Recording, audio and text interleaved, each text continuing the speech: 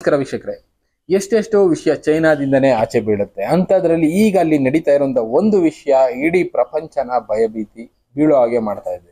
ಏನದು ಅನ್ನೋದಾದ್ರೆ ಈ ವಿಡಿಯೋ ನೋಡಿ. China has entered into the era of dark factories, fully automated production with no workers, no light, just pure efficiency. ಈ ವಿಡಿಯೋದಲ್ಲಿ ಅವ್ರು ತೋರಿಸ್ತಾ ಇರೋದು ಅದನ್ನೇ.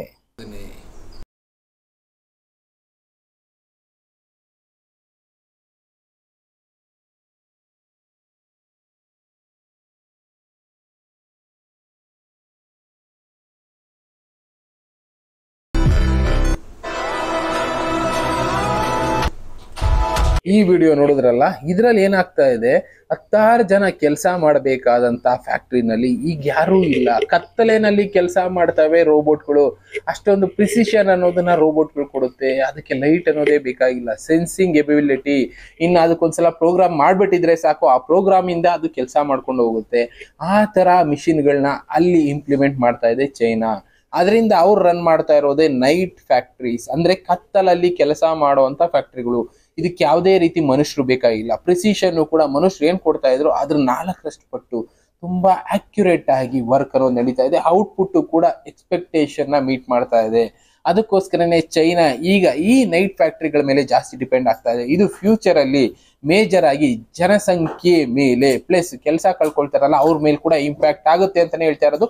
ಇದೊಂದು ಕೆಲಸ ಮಾಡ್ತಾ ಇದೆಯಲ್ಲ ಚೈನಾ, ಈ ತರ ಎಷ್ಟೆಷ್ಟೋ ದೇಶಗಳು ಮಾಡೋದಕ್ಕೆ ಶುರು ಮಾಡಿದೆ. ಇದರಿಂದ ಇನ್ನೊಂದು 3 ವರ್ಷದಲ್ಲಿ ಏನಿಲ್ಲ ಅಂದ್ರೂ ಸುಮಾರು 80 ಕೋಟಿ ಜನ ಕೆಲಸ ಕಳ್ಕೊಳ್ತಾರೆ. ಈ ಒಂದು ವಿಡಿಯೋ ನೋಡಿ. Finally shut down my post-80s brothers. Completely done. Workers behind me have already started dismantling the equipment. The hardship of physical manufacturing can only be understood by those who've been through it. When there's plenty of work, there's no staff. When there's many staff, there's no work to do. Big orders yield no profit, and profitable orders are scarce. Those with both volume and profit are all in debt. The man in the video is the owner of a mechanical processing. 16 ವರ್ಷಗಳಿಂದ factory run ಮಾಡ್ತಾ ಇದ್ದವು ಚೈನಾದಲ್ಲಿ. ಈಗ ಫ್ಯಾಕ್ಟ್ರಿನ close ಮಾಡುವಂತ ಪರಿಸ್ಥಿತಿ ಬಂದಿದೆ. Reason ಬಂದು ಅಲ್ಲಿ ಆಗ್ತಾ ಇರುವಂತ ಅಡ್ವಾನ್ಸ್ಮೆಂಟ್ ಇಂದ ಆರ್ಡರ್ಗಳು ಸಿಗ್ತಾ ಇಲ್ಲ. ಎಂಪ್ಲಾಯೀಸ್ ಇದಾರೆ, ಅವ್ರು ಕೊಡೋದಕ್ಕೆ ಕೆಲಸ ಇಲ್ಲ. ಎಷ್ಟೆಷ್ಟೋ ಮಿಷಿನ್ಗಳ ಮೇಲೆ ಸಾಲ ಮಾಡಿ ಮಿಷಿನ್ಗಳು ಹಾಕಿದ್ದಾರೆ, ಅವುಗಳನ್ನ ರನ್ ಮಾಡೋದಕ್ಕೂ ಆರ್ಡರ್ ಇಲ್ಲ. ಕಾರಣ ಬಂದು ಮೇಜರ್ ಆಗಿ ಚೈನಾದಲ್ಲಿ ಜನಸಂಖ್ಯೆ ಒಂದು ಪ್ರಾಬ್ಲಮ್ ಆದ್ರೆ ಅಡ್ವಾನ್ಸ್ಮೆಂಟ್ ಅನ್ನೋದು, AI ಅಡ್ವಾನ್ಸ್ಮೆಂಟ್ ಅನ್ನೋದು ಪ್ಲಸ್ ರೋಬೋಟಿಕ್ಸ್ ಅಡ್ವಾನ್ಸ್ಮೆಂಟ್ ಅನ್ನೋದು ಅಲ್ಲಿನ ಜನರ ಕೆಲಸನ ಕಿತ್ಕೊಳ್ತಾ ಇದೆ. ಇದರಿಂದನೇ ಅಲ್ಲಿನ ಜನಕ್ಕೆ ಕೆಲಸ ಇಲ್ಲ. ಮಿಷಿನ್ಗಳನ್ನೆಲ್ಲ ಮಾರ್ಕೊಂಡು ಇರೋ ಬರೋದನ್ನೆಲ್ಲ ಮಾರ್ಕೊಳ್ಳೋ ಪರಿಸ್ಥಿತಿ ಅಲ್ಲಿನ ಓನರ್ಗಳಿಗೆ ಬಂದಿದೆ. ಅಂದ್ರೆ ಲೆಕ್ಕ ಹಾಕೊಳ್ಳಿ ನಮ್ಮ ದೇಶದ ಪರಿಸ್ಥಿತಿ ಯಾವ ತರ ಆಗಬಹುದು. ಈಗ ಆಲ್ರೆಡಿ ಎಷ್ಟೆಷ್ಟೋ ಕಡೆ ಇಂಥದ್ದು ಇಂಪ್ಲಿಮೆಂಟ್ ಆಗ್ತಾ ಇದೆ.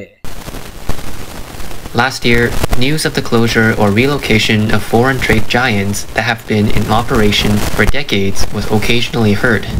And now, due to insufficient export orders and weak domestic consumption leading to severe overcapacity, the manufacturing industry in China continues to face a harsh winter, with reportedly 90% of factories either closing down or falling into difficulties.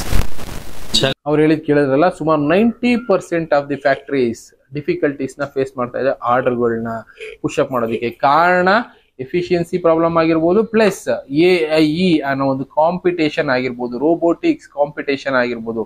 ಈ dark ಫ್ಯಾಕ್ಟರಿಗಳಿಂದ future ಅಲ್ಲಿ ಈಗ ಏನ್ ಕೆಲಸ ಕಳ್ಕೊಳ್ತಾ ಇದಾರೆ ಈಗ ಜನ ಚೈನಾದಲ್ಲಿ, ಅದು ಪ್ರಪಂಚದ ಎಲ್ಲಾ ಮೂಲೆಗೂ ತಟ್ಟುತ್ತೆ. ಸುಮಾರು ಕಡೆ ಈ ರೀತಿ ಡಾರ್ಕ್ ಫ್ಯಾಕ್ಟರೀಸ್ ಇಂಪ್ಲಿಮೆಂಟೇಷನ್ ಮಾಡೋ ಪ್ರಯತ್ನದಲ್ಲಿ ಎಷ್ಟೆಷ್ಟೋ ಕಂಪನಿಗಳಿದಾವೆ. ಇಲ್ಲಿ ಏನು ಅಂದ್ರೆ ಬಂಡವಾಳ ಒಂದು ಸಲ ಇನ್ವೆಸ್ಟ್ ಮಾಡಿದ್ರೆ ಸಾಕು, ಸಂಬಳ ಕೊಡ್ಬೇಕು ಅನ್ನೋದಿಲ್ಲ, ಯಾರನ್ನು ಮೇಂಟೈನ್ ಮಾಡ್ಬೇಕು ಅನ್ನೋದಿಲ್ಲ, ಜಗಳ ಅನ್ನೋದಿರೋದಿಲ್ಲ, ಅಲ್ಲಿ ಮ್ಯಾನೇಜ್ಮೆಂಟ್ ಅನ್ನೋ ಸಿಸ್ಟಮೇ ಬೇಕಾಗೋದಿಲ್ಲ. ಓವರ್ ಆಲ್ ಆಗಿ 100 ಜನ ಮಾಡೋ ಕೆಲಸನ 3 ಜನ ಮಾಡಿ ಮುಗಿಸ್ಬೋದು. ಅಷ್ಟ್ರ ಮಟ್ಟಿಗೆ ಈ ಡಾರ್ಕ್ ಫ್ಯಾಕ್ಟರೀಸ್ ಫ್ಯೂಚರ್ ಅಲ್ಲಿ ವರ್ಕ್ ಆಗುತ್ತೆ. AI ಅನ್ನೋದು ಅಷ್ಟೊಂದು ಜನರ ಕೆಲಸನ ಕಿತ್ಕೊಳ್ಳುತ್ತೆ ಇನ್ನೊಂದು 3 ವರ್ಷದಲ್ಲಿ ಅಂತಾನೆ. ಈಗಲೇ ನೀವು ಬೇಕಾದ್ರೆ ನೋಡಿ, ಅಮೆಜಾನ್ ಕಂಪ್ನಿ ಆಗಿರ್ಬೋದು, ಇನ್ನ ಬೇರೆ ಬೇರೆ ಕಂಪ್ನಿಗಳಲ್ಲಿ ಎಷ್ಟೆಷ್ಟೋ ಜನರನ್ನ ಕೆಲಸದಿಂದ ತೆಗಿತಾ ಇದ್ದಾರೆ ಲೇ ಆಫ್ ಅನ್ನೋ ಒಂದು ಹೆಸರಲ್ಲಿ. ಕಾರಣ ಈ AI ಟೆಕ್ನಾಲಜಿ ಅನ್ನೋದು 2027-28 ಒಳಗಡೆ ಸುಮಾರು 80 ಕೋಟಿ ಜನಸಂಖ್ಯೆ ಕೆಲಸನ ಕಿತ್ಕೊಳ್ಳುತ್ತೆ ಅಂತ ಹೇಳಿದ. ಅದಕ್ಕೋಸ್ಕರನೇ ಆ ಕೆಲಸ ಕಿತ್ಕೊಂಡಾದಾಗ ಜನ ಏನ್ ಮಾಡ್ಬೇಕಾಗುತ್ತೆ, ಬೀದಿಗೆ ಬೀಳ್ತಾರೆ. ಅದನ್ನ ಅವಾಯ್ಡ್ ಮಾಡೋದಕ್ಕೋಸ್ಕರನೇ. ಎಂತಕ್ಕೆ ಅಂದ್ರೆ 80 ಕೋಟಿ ಜನದ ಮೇಲೆ ಏನಿಲ್ಲ ಅಂದ್ರೆ ಒಂದು ಫ್ಯಾಮಿಲಿನಲ್ಲಿ 2 ಇಲ್ಲ 3 ಜನ ಡಿಪೆಂಡೆಂಟ್ಸ್ ಇದ್ರು ಸುಮಾರು ಎಷ್ಟು ಕೋಟಿ ಜನ ಆಗ್ತಾರೆ, ಹತ್ತತ್ರ 240ರಿಂದ 250 ಕೋಟಿ ಜನಸಂಖ್ಯೆ ಭೂಮಿ ಮೇಲೆ ಭಾರ ಆಗುತ್ತೆ. ಬದುಕೋದಕ್ಕೆ ಆಧಾರ ಇರೋದಿಲ್ಲ, ದಾರಿಗಳು ಕಾಣೋದಿಲ್ಲ. ಅಂತ ಪರಿಸ್ಥಿತಿಯಲ್ಲಿ ಏನ್ ಮಾಡ್ಬೇಕು ಅನ್ನೋ ಯೋಚನೆಗಳು ಎಲ್ಲರಲ್ಲೂ ಕಾಡುತ್ತೆ. ಅದಕ್ಕೆ ಎಷ್ಟೆಷ್ಟೋ ದೇಶಗಳು ಡಿಸ್ಕಸ್ ಮಾಡ್ತಾ ಇರೋದು. ಈ AI ಒಂದು ಅಡ್ವಾನ್ಸ್ಮೆಂಟ್ ನ ಕ್ರಿಯೇಟ್ ಮಾಡಿದ್ರೆ ನೆಗೆಟಿವಿಟಿನೂ ಕ್ರಿಯೇಟ್ ಮಾಡುತ್ತೆ. ಕಾರಣ ಜನ ಕೆಲಸ ಇರೋದಿಲ್ಲ, ತಿನ್ನೋದಕ್ಕೆ ಆಹಾರ ಇರೋದಿಲ್ಲ, ಅವಾಗ ಏನ್ ಮಾಡ್ಬೇಕು ಅನ್ನೋ ದಾರಿ ಗೊತ್ತಾಗೋದಿಲ್ಲ, ಅವಾಗ ಯಾವ ಕಡೆ ಹೋಗ್ಬೇಕು ಅನ್ನೋದು ಜನಕ್ಕೆ ಗೊತ್ತಾಗೋದಿಲ್ಲ. ಜನ ಇಲ್ಲ ಕಳ್ತನ ಮಾಡಿ ಬದುಕ್ಬೇಕಾಗತ್ತೆ, ಇಲ್ಲ ದಾರಿ ಗೊತ್ತಿಲ್ಲದೆ ಸಾಯ್ಬೇಕಾಗತ್ತೆ. ಎರಡೇ ಆಪ್ಷನ್ ಉಳ್ಕೊಳ್ಳೋದು ಜನರಲ್ಲಿ. ಈ ತರ ಎಷ್ಟೆಷ್ಟೋ ಕಡೆ ಆಗ್ತಾ ಇದೆ. ಅಡ್ವಾನ್ಸ್ಮೆಂಟ್ ಇಂದ ಎಷ್ಟೆಷ್ಟೋ ಹಳೆ ಫ್ಯಾಕ್ಟ್ರಿಗಳೆಲ್ಲ ಮುಚ್ಚೋ ಕಂಡೀಷನ್ಗೆ ಬಂದ್ಬಿಟ್ಟಿದೆ. ಇದೇ ರೀತಿ ಹೋದ್ರೆ ಮುಂದೆ ಒಂದು ದಿನ ನಾನು ಹೇಳದ್ನಲ್ಲ 300 ಕೋಟಿ ಜನಸಂಖ್ಯೆ ಭೂಮಿ ಮೇಲೆ ಜಾಸ್ತಿ ಆಗ್ತಾರೆ. ಮೊನ್ನೆ ರೀಸೆಂಟ್ ಆಗಿ ಒಂದು ವಿಡಿಯೋ ಕೂಡ ಅದರಲ್ಲಿ ಟೆಲಿಕಾಸ್ಟ್ ಮಾಡಿ ತಿಳಿಸಿದ್ವಿ. ಒಂದು ಪ್ಯಾಂಡಮಿಕ್ ಅನ್ನೋದು ಪ್ಲಾನ್ ಮಾಡ್ತಾ ಇದಾರೆ. ಆ ಪ್ಯಾಂಡಮಿಕ್ ಪ್ಲಾನ್ ಮಾಡ್ತಾ ಇದಾರೆ ಅಂತಾನೆ ಇಟ್ಕೊಳ್ಳಿ, ಬರುತ್ತೆ ಅನ್ನೋದಕ್ಕಿಂತ ಪ್ಲಾನ್ ಮಾಡ್ತಾ ಇದಾರೆ. ಯಾಕೆ? ಭೂಮಿ ಮೇಲೆ 3ನೇ 2 ಭಾಗ ಜನಸಂಖ್ಯೆಯನ್ನ ಉಳಿಸ್ಕೊಂಡು ಸದ್ಯಕ್ಕೆ ಇರೋ ಜನಸಂಖ್ಯೆಯನ್ನ ಕಡಿಮೆ ಮಾಡೋಣ ಅನ್ನೋ ಒಂದು ಲೆಕ್ಕಾಚಾರದಲ್ಲಿ. ಅಂದ್ರೆ ಹತ್ತತ್ರ 850 ಕೋಟಿ ಜನಸಂಖ್ಯೆ ಇದ್ದಾರೆ. ಅದರಲ್ಲಿ ಈಗಿರೋ ಜನಸಂಖ್ಯೆನಲ್ಲಿ ಒಂದು 200-250 ಕೋಟಿ ಕಡಿಮೆ ಆಗಬೇಕು ಅನ್ನೋದು ಒಂದು ಲೆಕ್ಕಾಚಾರ ಇದೆ. ಯಾಕೆ? ಈಗ ಹೇಳದ್ನಲ್ಲ, ಕೆಲಸಗಳಿಲ್ಲ ಅಂದ್ರೆ ಜನ ಯಾವ ರೀತಿ, ಇಲ್ಲ ದೇಶ ಯಾವ ರೀತಿ ಬದಲಾಗ್ಬೋದು ಲೆಕ್ಕ ಹಾಕೊಳ್ಳಿ. ಈಗ ಫ್ರಾನ್ಸ್ ಅಲ್ಲಿ ಒಂದ್ಸಲ ದಂಗೆ ಆಯ್ತು, ಪಾಕಿಸ್ತಾನದಲ್ಲಿ ಪರಿಸ್ಥಿತಿ ನೋಡ್ತಾ ಇದ್ದೀವಿ. 1 kg ಗೋಧಿ ಹಿಟ್ಟು 500 ರೂಪಾಯಿ. ಯಾಕೆ ಇದೆಲ್ಲ?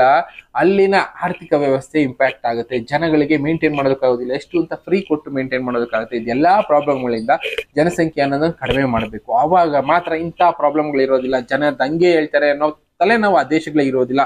ಅದಕ್ಕಿರುವಂತ ಒಂದೇ ಒಂದು ಸೊಲ್ಯೂಷನ್ ಪ್ಯಾಂಡಮಿಕ್, ಅಂದ್ರೆ ಸಾಂಕ್ರಾಮಿಕ ರೋಗ. ಅಂಥದನ್ನ ಪ್ಲಾನ್ ಮಾಡ್ತಾ ಇದ್ದಾರೆ ಅಂತಾನೆ ಎಲ್ಲರೂ ಹೇಳ್ತಾ ಇರೋದು. ರೀಸೆಂಟ್ ಆಗಿ ನಾನು ನಿಮಗೂ ವಿಡಿಯೋಗಳಲ್ಲಿ ತಿಳಿಸಿದ್ದೀನಿ. ಸೊಳ್ಳೆಗಳ ಮೂಲಕ, ಇನ್ನ ಬೇರೆ ಇದ್ರ ಮೂಲಕ ಕಾಯಿಲೆಗಳು ಬರೋ ಹಾಗೆ ಪ್ಲಾನ್ ಮಾಡ್ತಾ ಇದ್ದಾರೆ. ಇದರಿಂದ ಸುಮಾರು 200-240 ಕೋಟಿ ಜನಸಂಖ್ಯೆ ಹೋಗ್ಬೇಕು ಅನ್ನೋದು ಒಂದು ಲೆಕ್ಕಾಚಾರ ಇದೆ. ಇಲ್ಲ ಅಂದ್ರೆ ದೇಶಗಳಲ್ಲಿ ದಂಗೆಗಳು ಸೃಷ್ಟಿಯಾಗುತ್ತೆ. ಕಾರಣ ಕೆಲಸಗಳಿರೋದಿಲ್ಲ.